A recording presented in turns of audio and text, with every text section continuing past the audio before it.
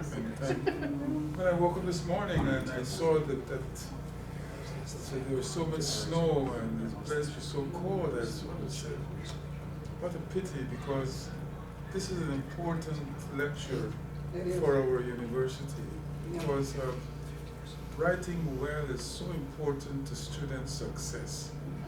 And Joel and others are leading the way to make composition an important, academically highly respected field in this university, and is contributing and are contributing enormously to student success. And I wanted to have this room packed with students and writing professionals to hear her talk. But, maybe another time when I can order up better weather and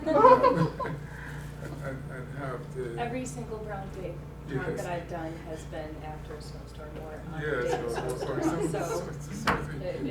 it's a tradition at this point. Planned this differently. Yeah. But she is a consummate professional, and so the show will go on.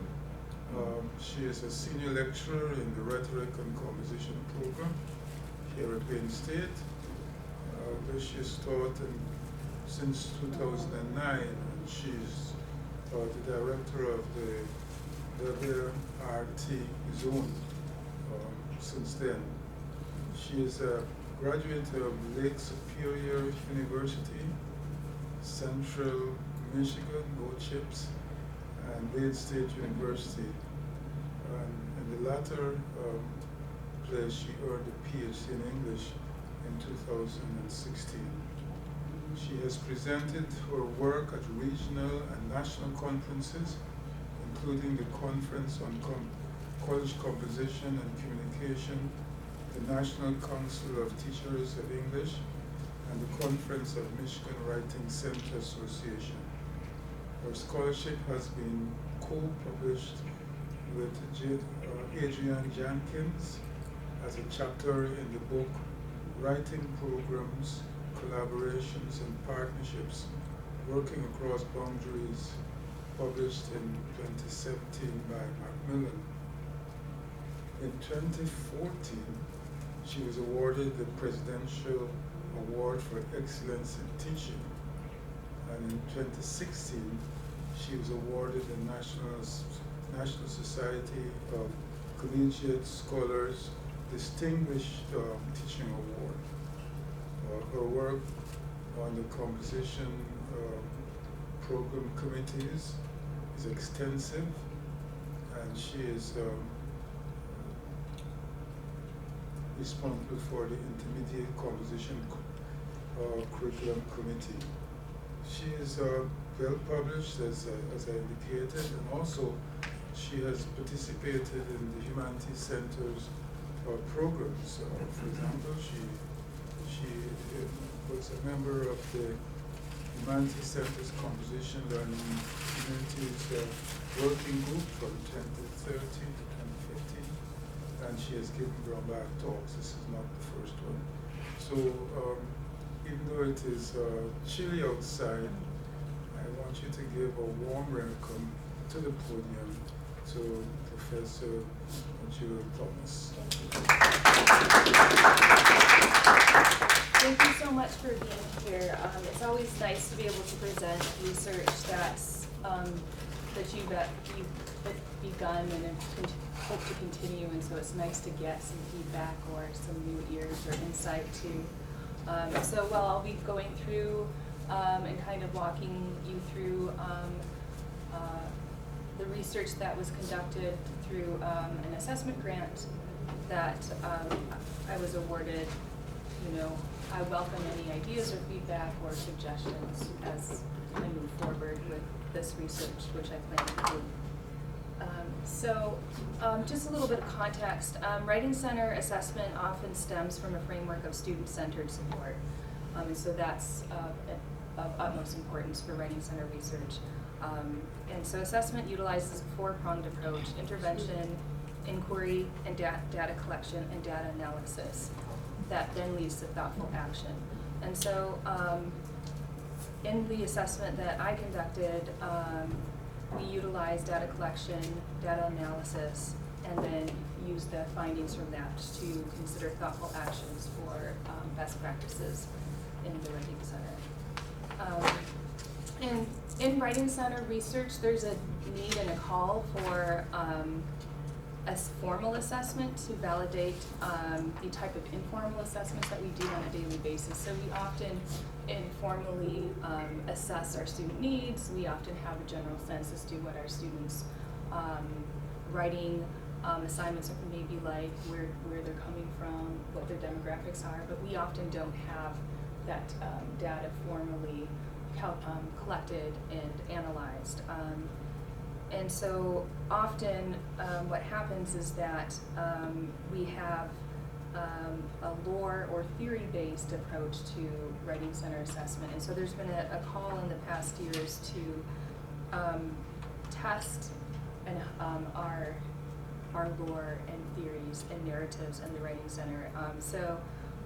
Haswell in 2005 asked that Writing Centers begin RAD-based research, which is research that's replicable, aggregable, and data supported.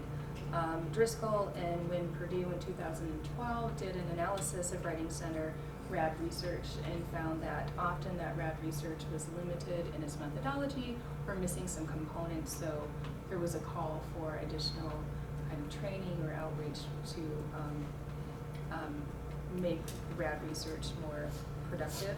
And so a groundbreaking study from 2016 from Salem at Temple University, who has a very similar student demographics and similar Research One urban university setting, went to look at students' use of Writing Centers. And so her study stemmed from 2009 to 2013, and then she worked on the findings. So while this study is an attempt to begin some of the work that Salem did, it certainly is not anywhere near to what Salem was able to accomplish in those years of studying student use and non-use at her university. But it is an attempt to at least begin that framework and that study.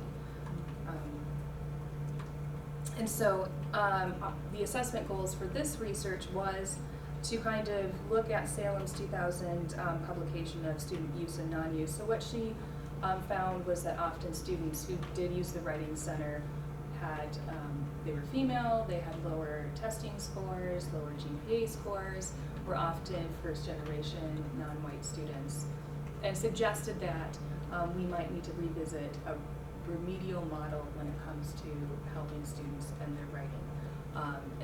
Because Writing Centers in the last 15 to 10 years have started to look at models of Writing Centers as being for all students and often having very high level of support for students in a variety of different disciplines. And so her findings suggested that maybe we need to also integrate some baseline support for students. So what I planned on doing with this assessment grant was to get a sense as to, well, who is using our Writing Center at this moment? So then I can get a sense to whether or not our assumptions and our data that we've been collecting when it comes to appointments, but had very limited demographic information, we could then begin to see a holistic picture and then move on to looking at students who do not use the center and why that might be. And so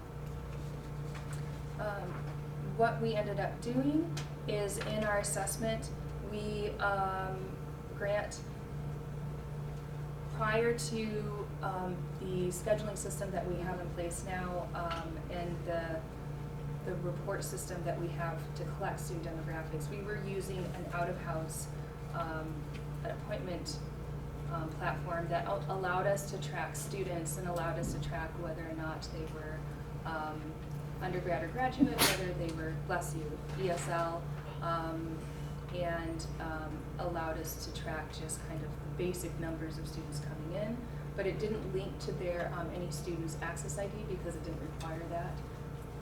And so what was happening is that we had a very small picture of student usage and also like what colleges they were coming from and whether or not they were not first year generation unless they chose to put that into the the notes and the appointments. So we worked with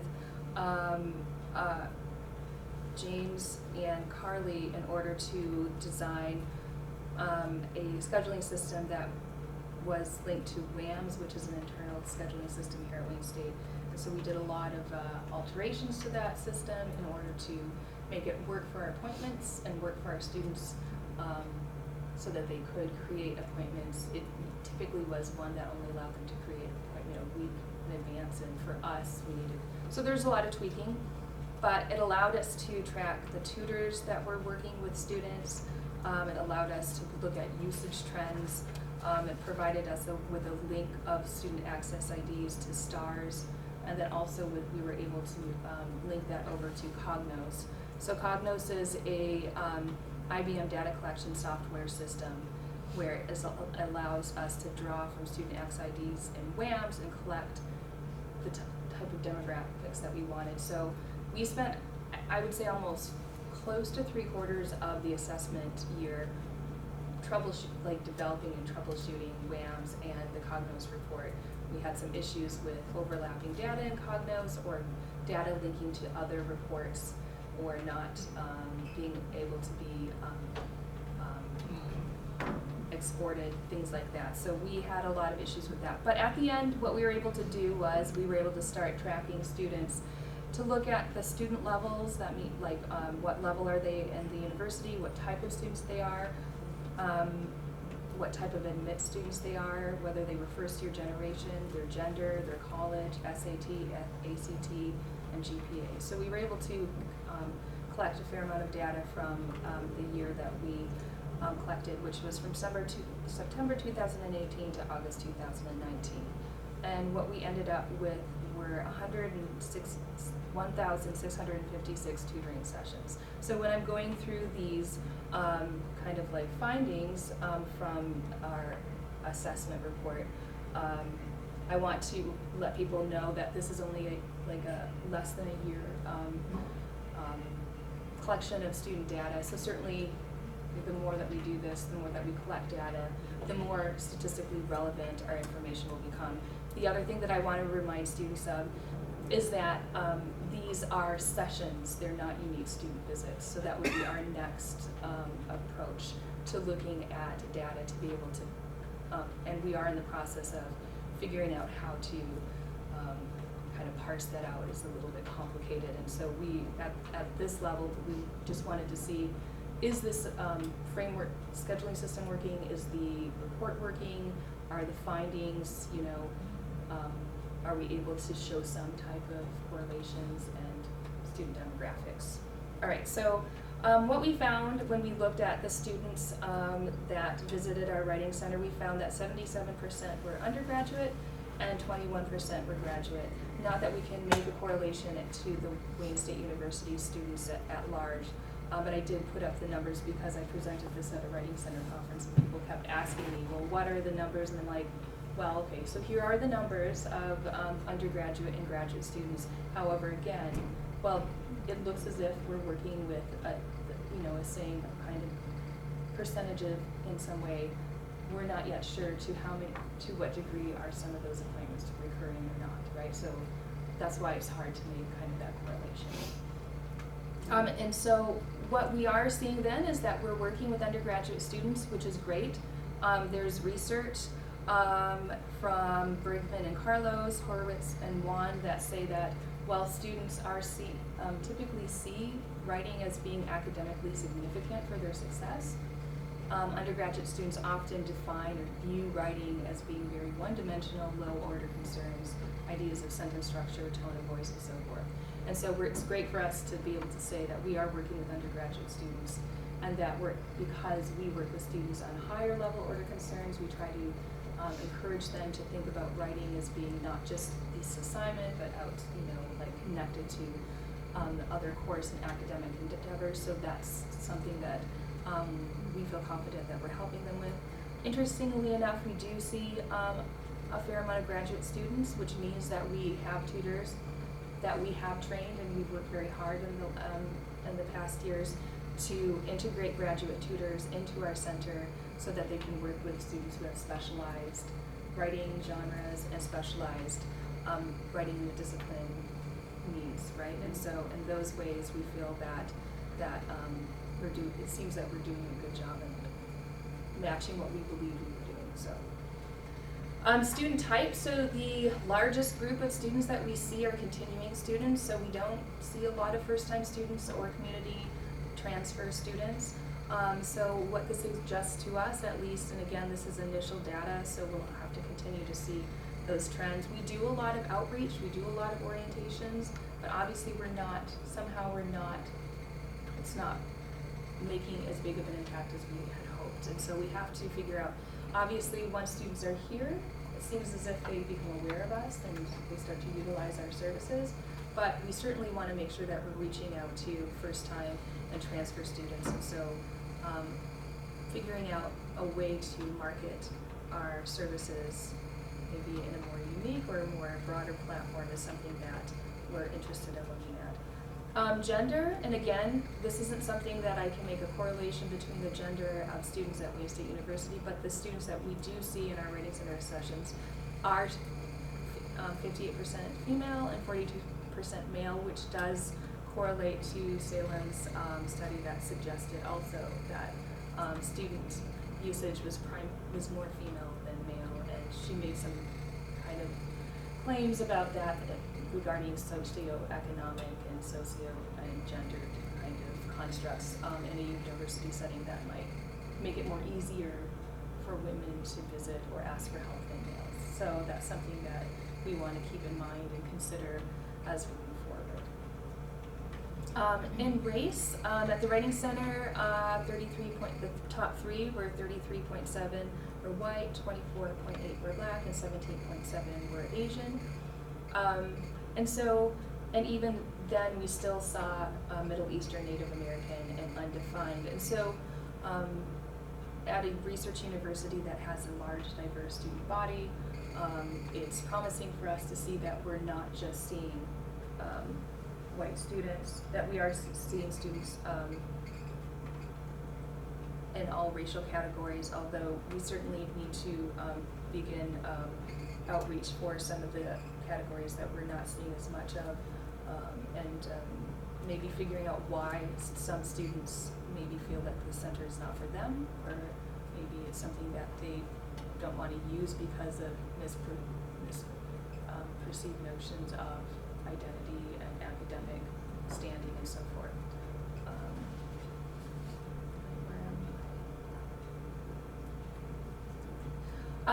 So we looked at the students that were coming from colleges. So as you can see, the largest is from CLAS. We're in the process of parsing out the actual departments from CLAS. They're massive, and so we just ran out of time when it came to that, but that is kind of our next step, because we'd be really interested to see, are they all humanities, or are we seeing a lot of STEM? Because there's a fair amount of STEM departments in CLAS as well, right? So who are we actually seeing when it comes to this very large category of students? But interestingly enough, we are seeing students. We've done a lot of work, as I said, in outreach and creating workshops and helping faculty with curriculum design, going even to the Metal Campus and working with faculty on research and publication approaches and so forth. And in fact, I'm right now piloting a writing in the nursing program for intermediate composition based on kind of some of that outreach. So it's promising for us to see that we are seeing students from other departments, and ones that you might not typically assume that would be coming to a writing center, such as engineering or business. And again, this is less than a year, so we're assuming hopefully the more that we collect this, the more rich that data will be. It's interesting to note, even though, again, these aren't unique student visits, that the College of Engineering are 0.9 and 0.1% of the student population, and yet we're seeing a fair amount of engineering and education students, and so that's interesting. I wonder we're curious as to what's going on there. Obviously, we have done some work with those departments, and so that could be part of it, but maybe there's more conversation to be had with the students and the needs that they're having in those particular colleges and collaborative moments. So, all right, so what we found was that in their SAT findings, we were limited to the available data in Wayne State's STARS report, and so, and because SATs are a fairly new system of scoring that we've been using, right, for entrance, the number of students that we were able to connect to SAT scores were 479. And so we placed these categories into highest, lowest, and overall average. And so what we looked at for high SAT scores, they ranged between 1301 to 1,500, which were 44% of the students in our sessions. Low SAT scores ranged between 810 and 150, which were the 24% of our sessions, and then average scores ranged between 1,051 and 1,300. And so in Salem's study of use and non-use, she found that students who utilized sessions had lower than average SAT scores. And so drawing from her findings, she did suggest this rethinking the model of the non-remedial mindset of writing centers and tutor training. But interestingly, unlike Salem's findings, and again, this is initial findings of data, we found that Wayne State students utilizing the center had higher than average SAT scores. The highest SAT scores were in the 15,000 range, and the average SAT scores were 1,073. So what does that highlight? That students are already positioned as successful, continue their success by utilizing student services such as the Writing Center. Also, why are potentially at-risk students maybe underutilizing the Writing Center? Are they afraid of being further labeled as remedial? Are they unaware of our student support services? So these are important questions that would like to further analyze. And we think that a mixed method approach, particularly one that allows for student voices to be heard through surveys, would be of particular importance when it comes to some of these rather tricky categories that we're going to get into, which when it comes to testing scores in race or gender, things like that. Okay, for the AP scores, we had those again were limited to the available data in the Wayne State University STARS report. The number of students that we examined were 610. So highest scores were 34, lowest were 12, and the average was 21. So the largest appointment sessions with students were students with high ACT scores again. Interesting. Second were students who had average, and then the lowest were students that were lower. So what this keeps saying to me is that we've done a very good job of saying the Writing Center is for all students. We've done a very good job of convincing students that this is not a center that only remedial or students who can't write go to. But maybe you've been doing it too well. Maybe we need to then also support or say that we provide or begin thinking through training for students who do need or more support or a little bit more risk, and kind of looking at what that model might be. So a lot of writing centers say that they don't work line by line with students. They often will refuse to kind of take a more authoritative approach, or hand holding as some of the terms would be. But it seems to me that maybe a little bit more explicit student writing support might be needed, or if there are students who need that, and maybe we need to explore what that might look like in our centers. And then with our GPA, and here 55% of students in our sessions had a 4-point GPA, less than 1% had a 0-point GPA, and 45% had an overall average of 3.3 GPA. So again, these findings continue to be related in that we are seeing students that are better positioned or deemed less at risk. And so related questions should be asked specifically: if are students with lower GPAs comfortable with seeking out writing tutor sessions? Are faculty suggesting writing tutor sessions for their at-risk students? And whether or not we're promoting our center or engaging in tutoring practices that attend to the needs of students that are at risk.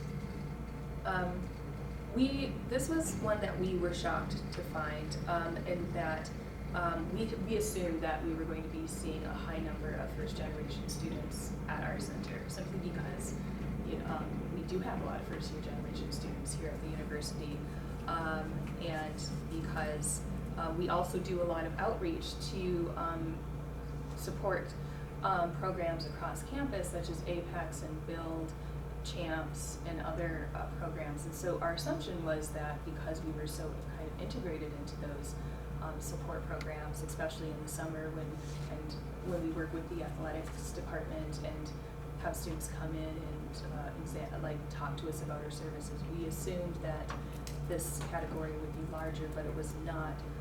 And so again, this suggests that we need to figure out why we're not reaching out to those students. Certainly, we know that first-year generation students are at risk and need additional support, but if given, actually are quite successful. And so we would be remiss not to look into this further and try to determine why our center is either not known in the student demographic, or if this center is positioning itself as one that isn't for students of this category. So then we were interested in this, so we started seeing trends, and we wanted to look at first generation and race. And so what we began to see was, interestingly enough, the two largest categories of first generation students were Black and white students, and then the rest were a healthy mix between Middle Eastern, Asian, and Native American. And so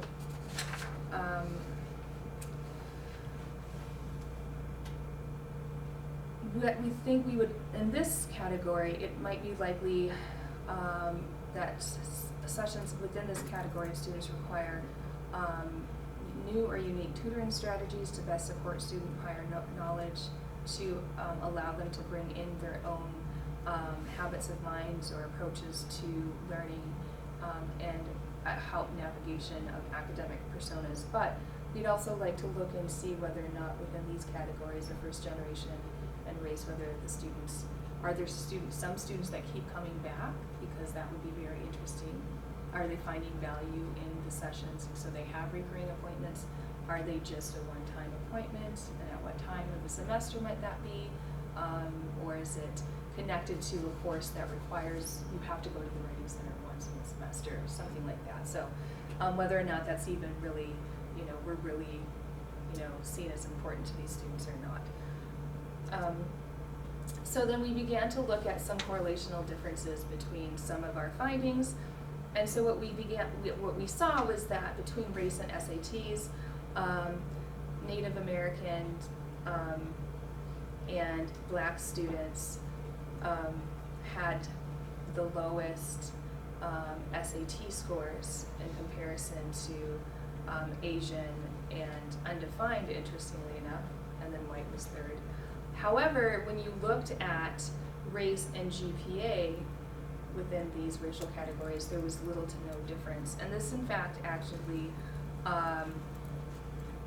matches studies that have looked at testing scores of students who are considered at risk, and then looked at their academic performances, and if they're in a university setting and continue past their first year, are at the same level as their counterparts. And so what this says to me is that, again, this idea that we might want to consider how are we looking at testing scores and positioning students, how are we defining at risk, and how are we providing research or support systems for students so that we can continue to see this type of correlation.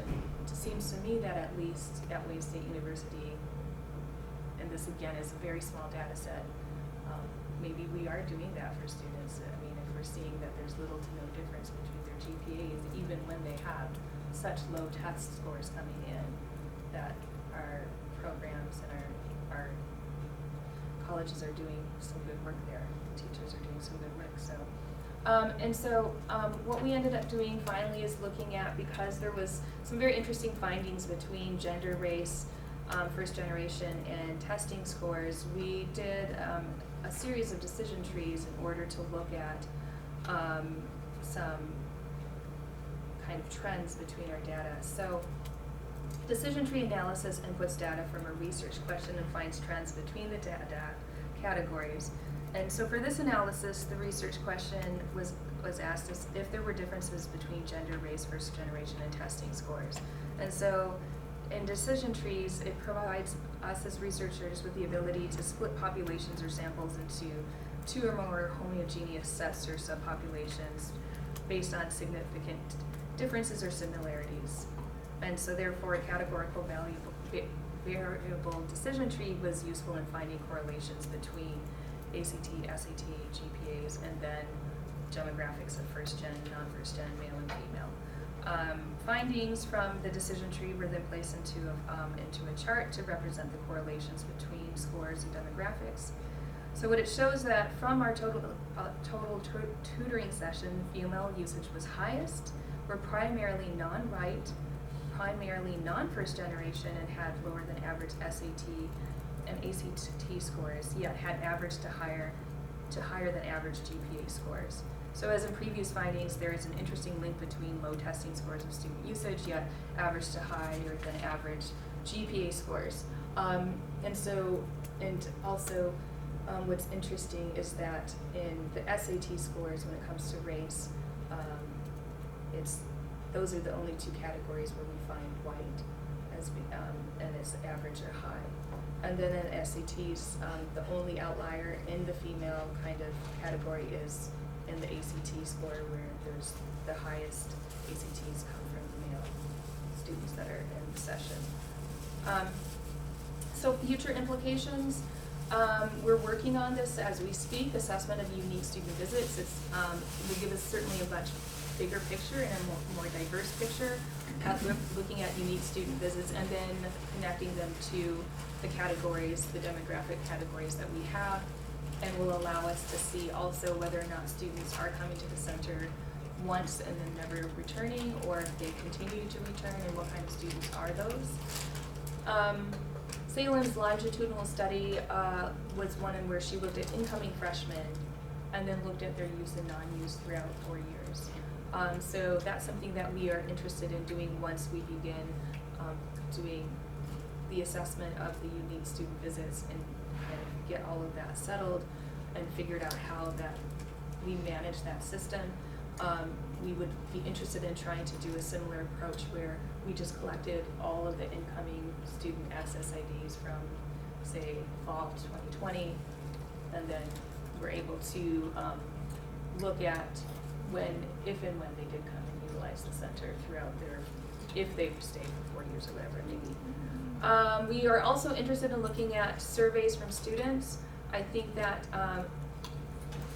there's a danger in relying just on data or just on like percentages. Statistics can only tell us so much, and they certainly can be flawed in some ways, right? So it's important for us to be able to hear students' voices. So what I would also like to do is, with the freshmen who come in 2020, send out either annual or annual surveys that say, do you or do you not utilize the center? If so, why not? And giving them some kind of also looking at tutors and providing surveys for them to maybe have a voice about their practices and the types of students that they see and what they think their students' needs are, rather than assuming or following the book that's been written 20 years ago, right? And we would like to use this, the findings, again, because Writing Center is always about implications and student support. We want to be able to use our findings in order to provide tutor training and support to the students that we're seeing and their unique needs. But also to be able to potentially say, well, hey, look, there's a lot of students coming from the College of Business and Engineering. Maybe we need to collaborate and talk about funding or grants or whatever that may be. Obviously, that's an important angle as well. But I think that it would be interesting to see, again, the College of Liberal Arts and Sciences and what kind of students we're seeing Because if we are seeing a fairly diverse group of students from various disciplines, that would suggest that we need more specialized tutors, tutors that are trained to work with students in discipline-specific writing needs, and kind of figuring out a way in which to make that happen as well. All right, so I'm done with my speech.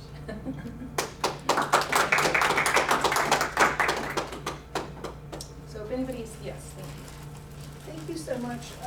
Jewel, I was curious about whether you're able to do a further analysis of the students that are coming from class Yes. by major. That's what, yeah, so that is what, I think I mentioned this at the beginning. So that was something that we planned on doing.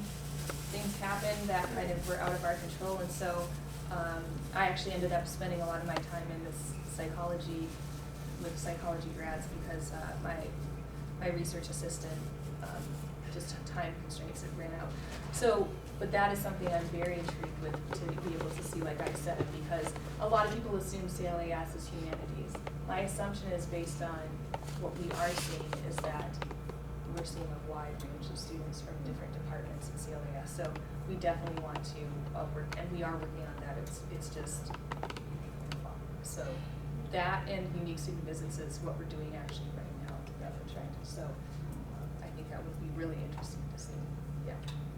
Yes. Is there any mechanism for people to come in and say why they're there? Because obviously that's what you're trying to get to, right? Yes.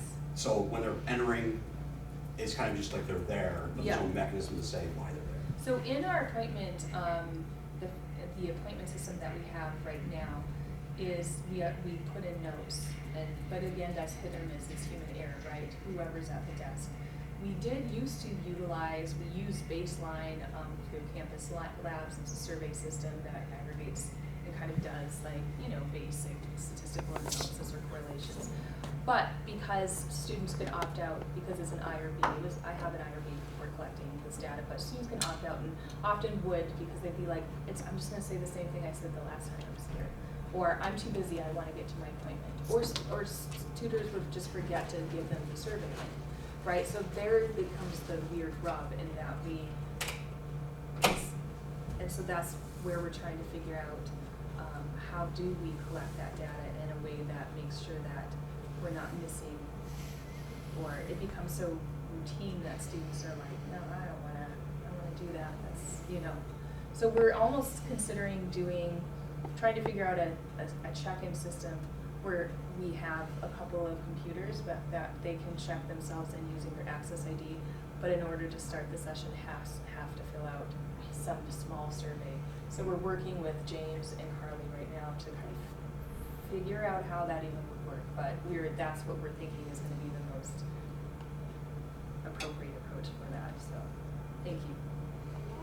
Yeah. Hey, Joe. Hi. I loved reading your whole report. The details were great. And I'm really glad that you're talking about this here as well.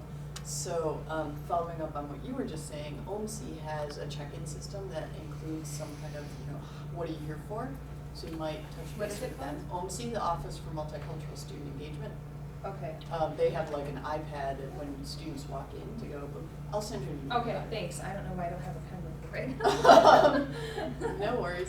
The other thing that, as you were asking the question, the way you framed it, I was wondering if your tutors do some kind of session completion checklist, because students may come saying, I need help with this, but it turns out the tutor works with them on something different. Mm-hmm. And so I wonder if you might actually get better data from tutor checkout that says you worked on, boom, boom, boom. Yes. So again, the surveys that I had created back in like 2012 actually had, so what we were tracking for quite some time was students, and this is how we kind of got the data that we got for the Right Zone. Students would come in, and if they were willing, they would fill out saying, I want help with check these boxes, and it'd be, dependent upon undergrad or graduate, different kinds of. And then after they were done, the tutor would say, this is what I actually worked on. And so we were looking at, and we tried to look at, the more a student came, were they more likely to be able to self-determine what it was that they needed rather than just editing or proofreading or whatever it may be. and also if that matched what the tutors said they were working on. And so we have that data. Again, the more students came in, the more they were like, I don't want to fill that out, I just want to get to the session. Or, you know, I would be walking around and, you know, like looking at Phil and being like, Phil, did you ask the student to fill out the survey? So there was that again, so maybe if we can connect that to that check-in system that you have, and then have that tutors do that component as well. Cool. See if that's something that we can do. It was really, when we were getting data from it, it was really intriguing. The results were intriguing, but it became one of those things that students either would say, I just want to start my session, or I did this last time, it's going to be the same thing, you know? So, yes, but I think that would be very cool to be able to connect that to this kind of data, yeah, that multi-layering. What is the IRB? So if you're doing any type of research with human beings or animals, you have to make sure that you're following ethical research practices, and so you have to go through the board and submit your research. They have to review it and ensure you go through a fair amount of training and ensure that you are you're making sure that there's no chance, there's minimal to little risk to the participants, that you're not receiving any type of compensation and so on and so forth. Which research protocol or conflicting Yeah. information, you know, that might affect the person. Yes. That's kind of like that. Then you have to tell them whether it's an RO1 or something, ROI or RO1 or something, Yeah. what type of, the level of research it is, Right. the type of all this Right. stuff. Oh, okay. Yes. Yes. Hi. Thank you for your talk. Thank you. There's been a lot of stories lately about actual writing, you know, with your hand. And I know that there's a movement on to like return handwriting in curriculum in elementary schools. There's been some studies done that say that actual mechanical, you know, making motions with your hands to create words is important in overall, like, you know, organizing thoughts well enough to write them down. Right, yes. Is your center looking at anything like that for the future, or using a person's ability to write as some kind of assessment tool Okay. as I to see. how well they? Yes. Well, we often do this when we work with students that have some type of learning disability, that they can talk about what their ideas, but then often have difficulty kind of putting it down on the computer. So we often work with them with more tactile kind of approaches, or we often, if students are somewhat reticent to make revisions, we often print out and then ask them to highlight and move things around, or so that they're engaging not just with the screen, because we know that with the screen we fill in blanks, we don't see some of the errors, and so there's a lot of research to show how our minds interact with screens, and so we often try to get students, they say, I don't know what to say about this topic, and we'll give them a piece of paper and be like, just write for 15 minutes, I will be right back, and then just write, and then we come back, and then we're like, you do know stuff. So I mean, we do a lot of these different types of approaches depending on the situation. I wouldn't say that we promote handwriting, but we promote kinesthetic and kind of a variety of different types of learning for students, because we know that there's not just one way for them to engage with writing, or to cognitively engage with concepts and things like that. So, but I agree with you. My son, who's now 18, was the last to learn cursive, from what I understand. So it was the last class. It's interesting, right? You're trying to bring back. Yeah. So, Any other suggestions? I mean, for me, this is really useful to be able to hear all of your suggestions and be able to think through where we hopefully will be next. So, so I welcome any of that.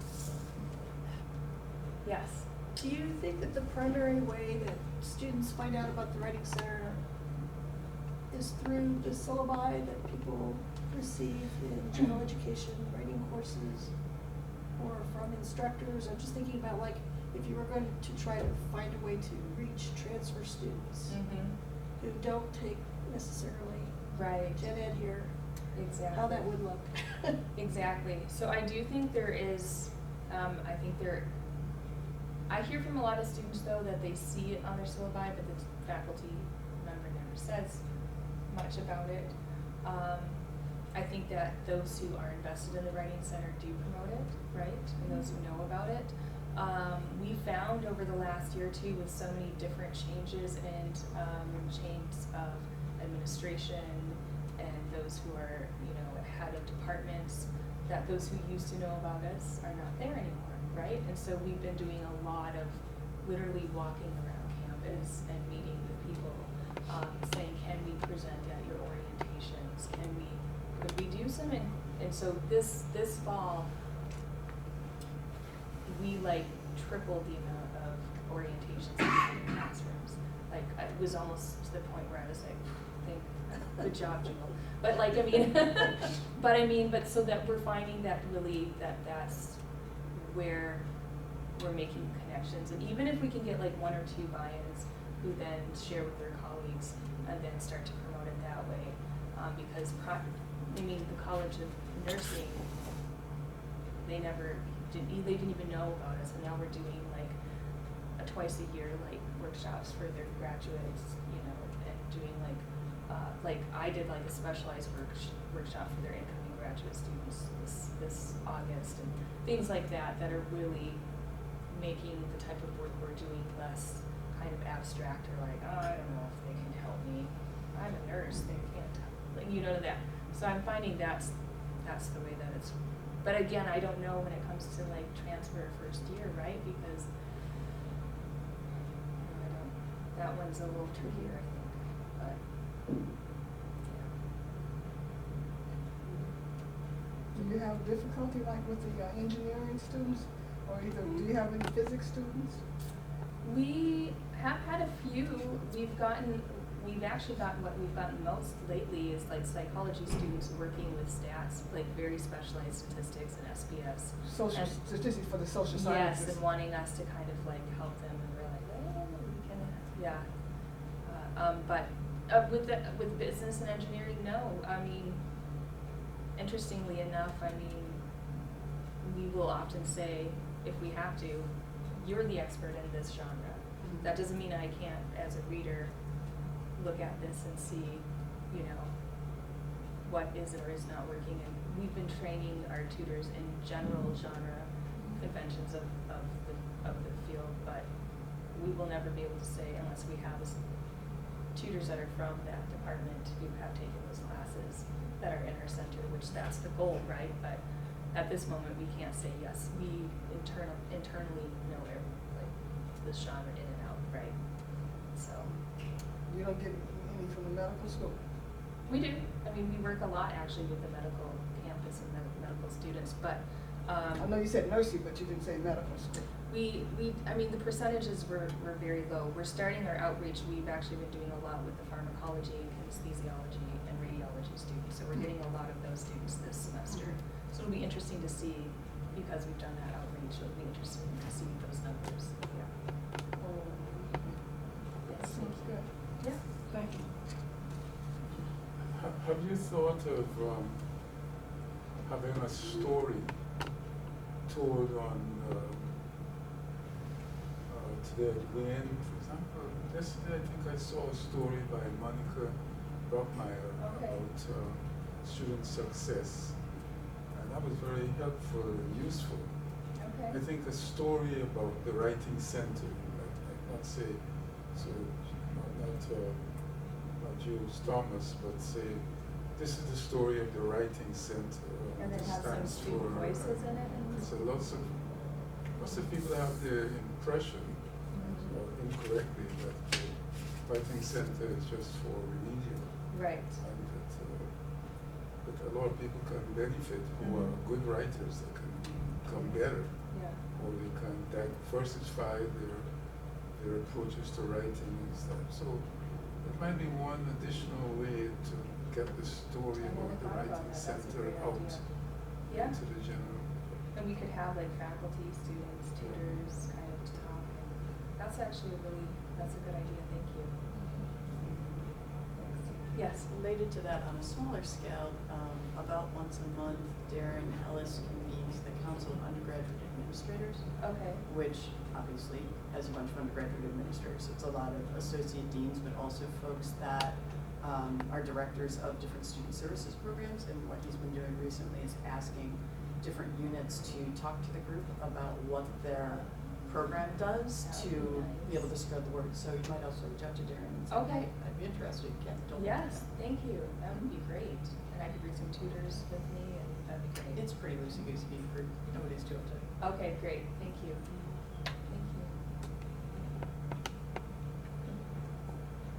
Okay. Okay, well, Thank you much. so much, everybody.